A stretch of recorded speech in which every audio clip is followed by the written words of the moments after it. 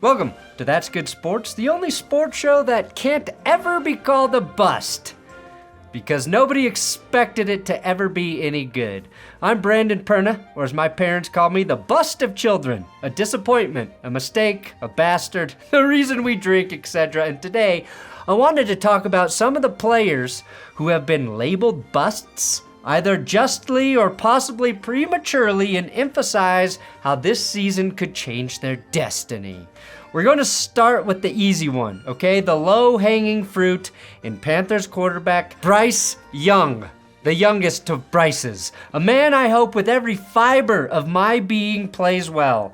I want to see this for Panthers fans, but more importantly, I want to see it for the untall man. Also, we all know Bryce didn't get a fair shake in 2023. Now, it's wildly unfair to call Bryce Young a bust after a single season. I know that, but in terms of being the number one overall pick compared to his production on the field, it's fair to say his rookie season was a massive bust. He was handicapped by a group of receivers who were the worst in the league at getting separation. I've seen married couples who fucking hate each other separate better than the Panthers receivers last year. And beyond separation, I think you have to factor in the offensive scheme. You know, one that has plays designed to get guys open. This was the Andy Reid special. This was the Andy Reid special. We talked about he was saving all day. And it's fair to say that with the midseason firing of Frank Reich and the snapping of who was calling offensive plays, there was no scheme in Carolina.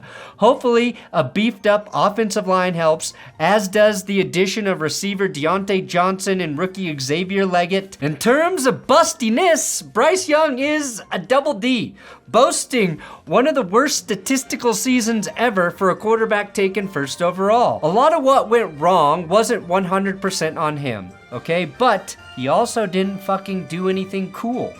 Well, he did make the Saints look like an actual saint trying to tackle. Even one of Young's best touchdown throws was tipped. Probably should have been picked by Xavier Howard. As much shit as we give the Panthers receivers, this catch by Adam Thielen may be the most contested catch of all of last season. Young's total QBR was 33.3, which was the second worst since 2007 for a number one overall pick. He was second to last in completion percentage last season, and his 11 touchdowns were the fewest in NFL history for quarterbacks with at least 500 attempts. That's for any quarterback. I don't know if Bryce Young will ever turn into a franchise guy. I saw almost nothing last year to convince me that he has it. And rewatching some plays, like this 4th and 6 conversion, makes me see an underthrown pass that should have been a 39-yard touchdown. Guys who have it transcend shitty situations in flashes, games, or moments outside of, say, facing a Joe Barry defense. But the bar was set low, and Dave Canales, the devastatingly handsome reformed porn addict who saved Baker Mayfield, is the right guy for Bryce Young. If Young has even pedestrian numbers this season, it will look like a massive leap forward.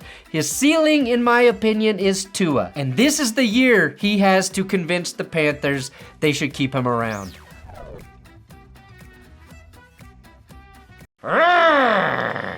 Thanks to Bear, that was a bear, Mattress for sponsoring today's show and sending me 2 new twin mattresses for my daughter's trundle bed this spring. We now have 3 bears in the house, which technically makes my daughter Goldilocks. Head to bearmattress.com/thatsgood and use code thatsgood to get 40% off your Bear mattress, which is a larger discount than you will find anywhere else. I received my Bear mattress last summer and it's been amazing, especially as it warms up here in Denver.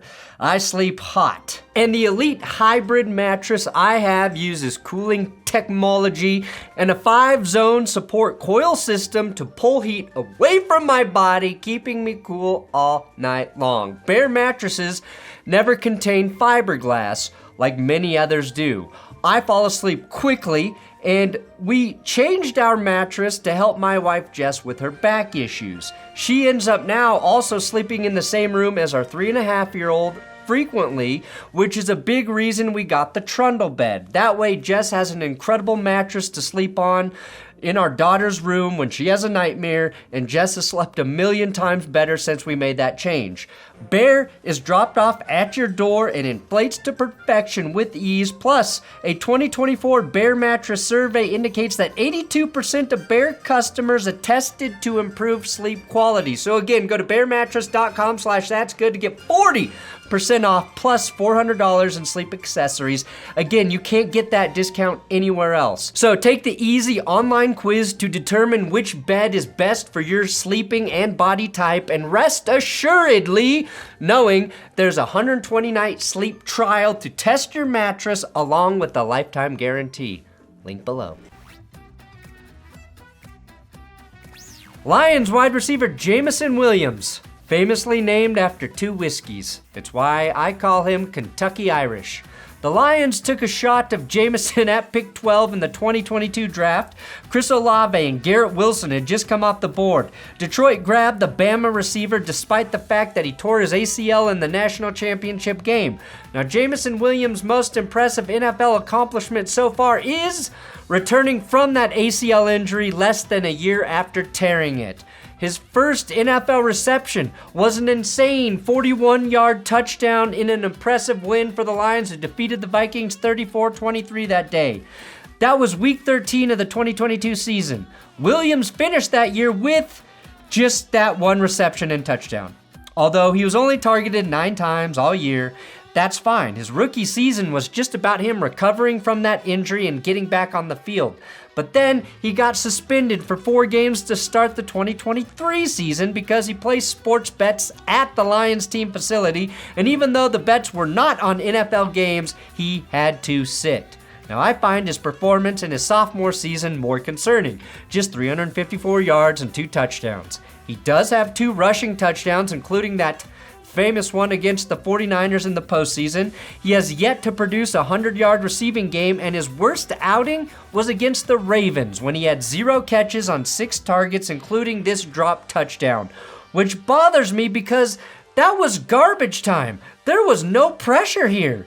The lack of production thus far concerns me because the Lions throw the ball at a high clip. Jared Goff had the second most passing yards and attempts last season. There's a buffet in Detroit, and it's up to you as a skill player to get up to that buffet so you can fucking eat. J-Mo has yet to do that. But here's why I'm actually bullish on Jameson Williams heading into his 3rd year. His rookie season was essentially a redshirt year, okay? Last year, he was basically the 4th best option in the receiving game behind Amon-Ra St. Brown, Sam Laporta, and underrated vet Josh Reynolds. Hell, Khalif Raymond had more receiving yards last year than Williams. But what we have seen, going all the way back to his first catch, is the big playability. He had 4 grabs for 30 or more yards last season. Amon-Ra had 6 with roughly 100 more catchable targets. This year, though, Josh Reynolds is gone, joining my Broncos. The learning period is over for Williams, and we will see, I think, JMO get 80 to 100 targets possibly this season. If he does not perform, Detroit will be drafting his replacement in the next draft. I don't think I've ever seen a wide receiver labeled a bust as quickly as it was applied to Chargers first-round pick Quentin Johnston last year. Johnston played in all 17 games but only posted 38 grabs for 431 yards and 2 touchdowns.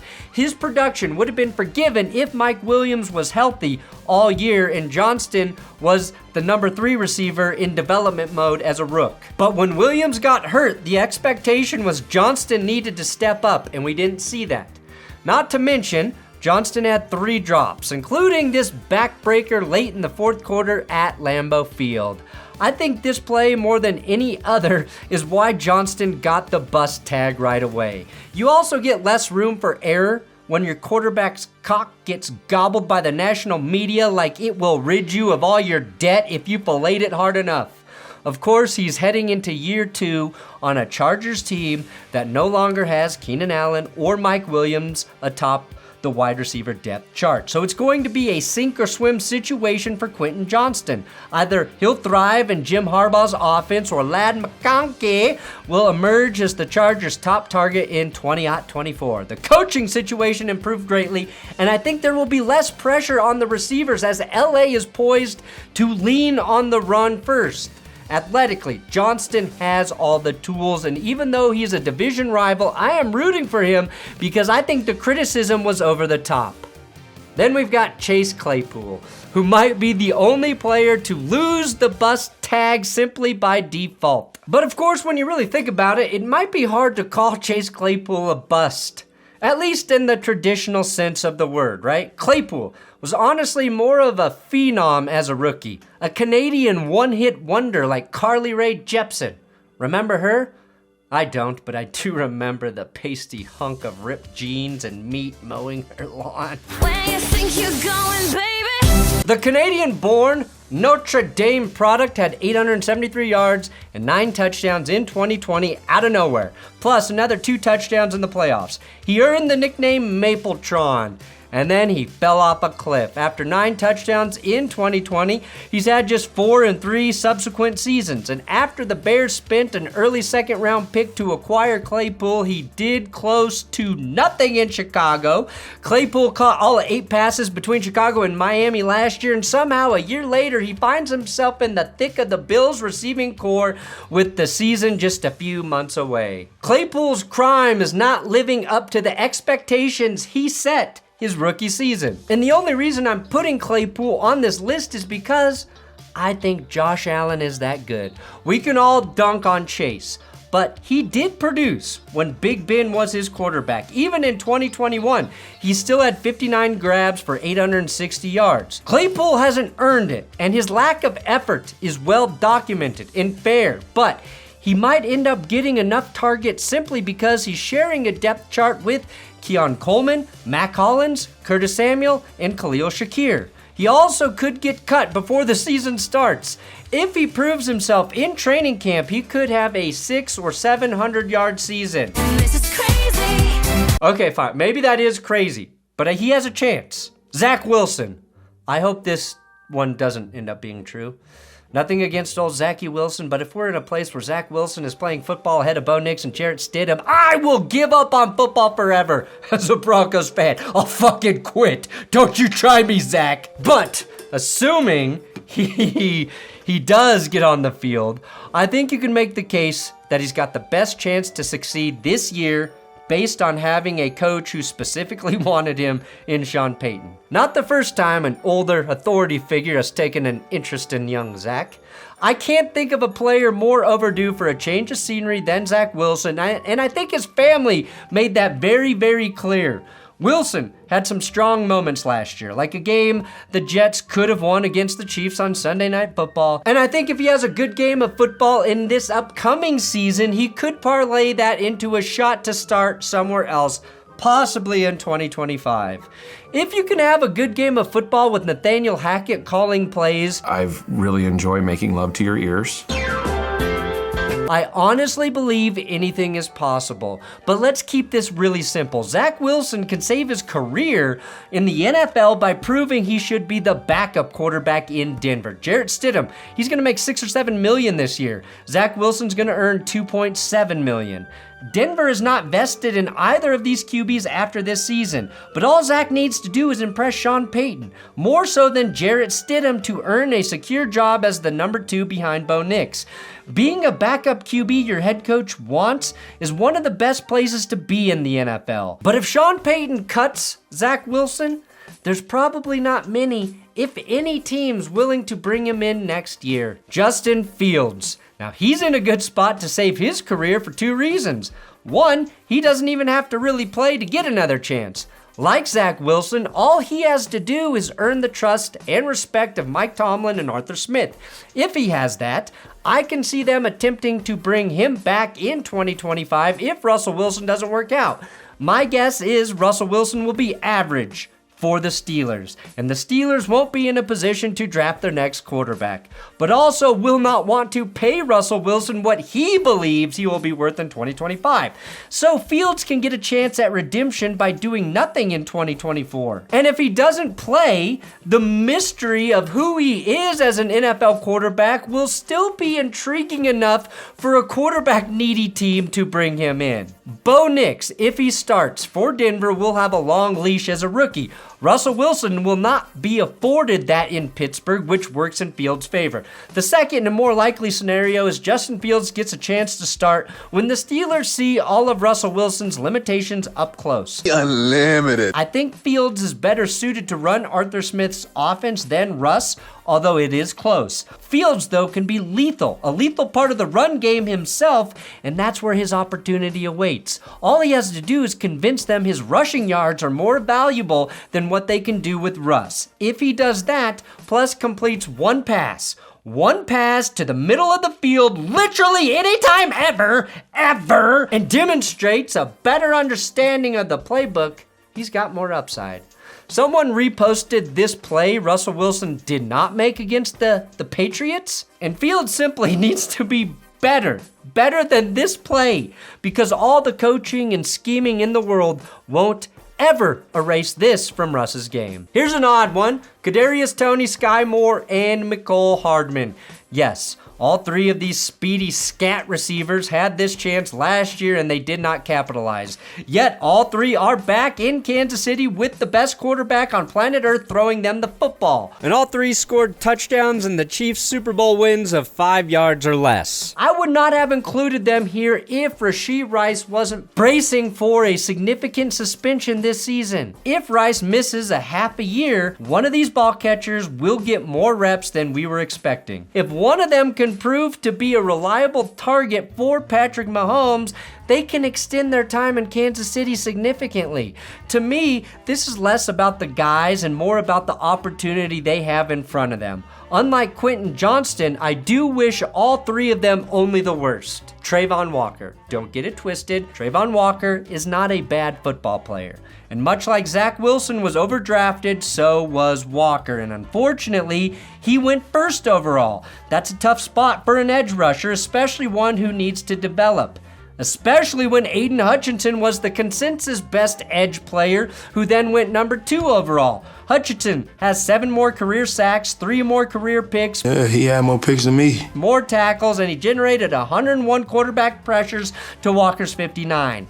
Walker's rookie season was not good, but if you're a Jags fan, you have to feel optimistic about the leap he made in year 2. So Walker, not a bust, but a bust in comparison to Aiden Hutchinson's production. Walker, though, went from 3.5 sacks to 10. He went from 5 tackles for a loss to 10, 36 to 59 pressures. All around improvement, that's good. We cannot call an improving player a bust. It's called development. I expect that to continue, but what we need to see from Walker isn't just a good season. He needs to dominate, to be a top 5 player in either sacks or pressures. But maybe more fairly, what we need is Walker and Allen to have the best combined production of any edge duo next season for this to feel like a good move for the Jags. Walker needs to take advantage of teams having to game plan for Josh Allen, make impactful plays, play like a top 10 edge defender.